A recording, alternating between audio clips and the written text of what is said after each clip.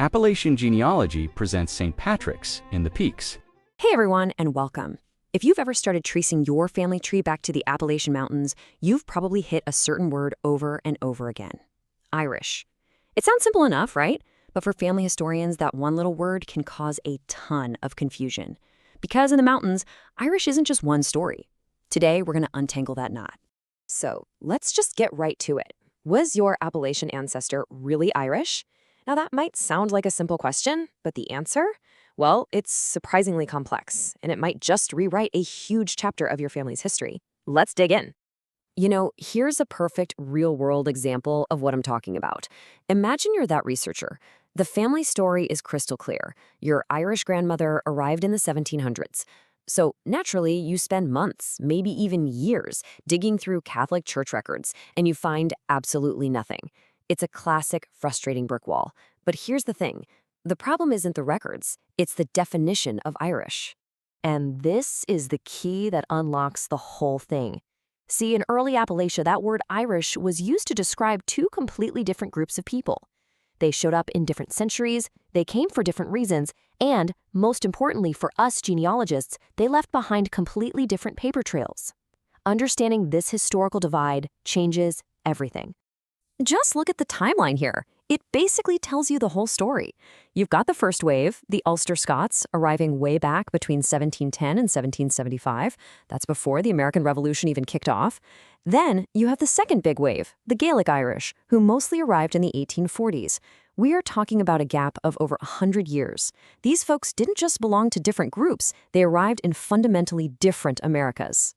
All right, so let's break down that first group, the Ulster Scots. Now listen closely to the name. These families were originally from Scotland. They were Protestants, specifically Presbyterians, who had moved to the Ulster province in the north of Ireland for a few generations, before they packed up again and headed for America in the 1700s. Their identity, their culture, it was all rooted in Scotland, not Gaelic Ireland.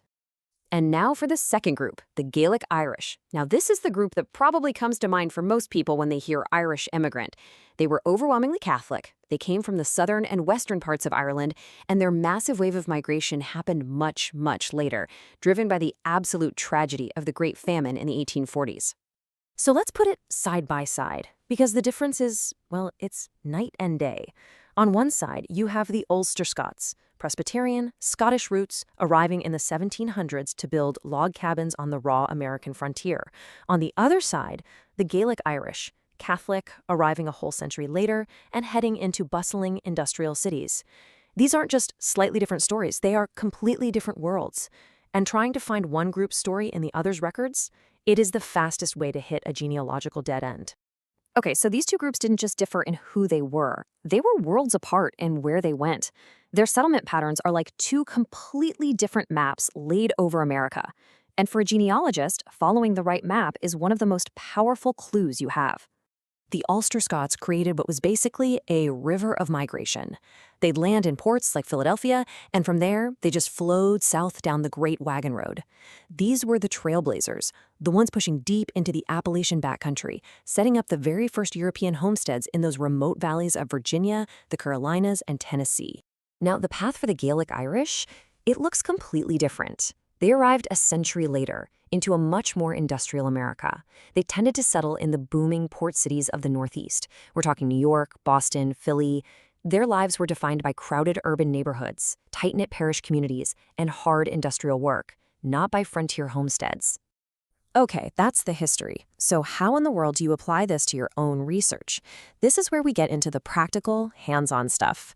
To figure out which group your ancestor belonged to, you've got to know which paper trail to follow.